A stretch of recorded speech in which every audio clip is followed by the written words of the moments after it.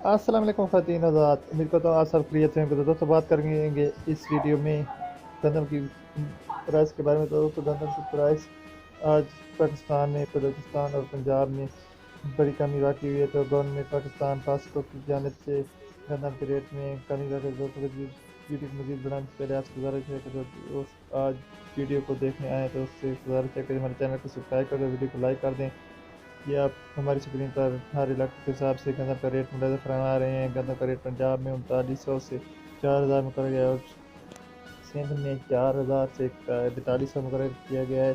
तो खानपुर, लिया, मियाँ चन्नू और जिनता खान और साहिवाल वगैरह मियाँ वाली में का रेट दिया मुलाजा फरमा दोस्तों। बुरे वाला का रेट आप देख रहे हैं। जीजा वतनी पंजाब प्रिंस का रेट है 4000 का रेट है 4000।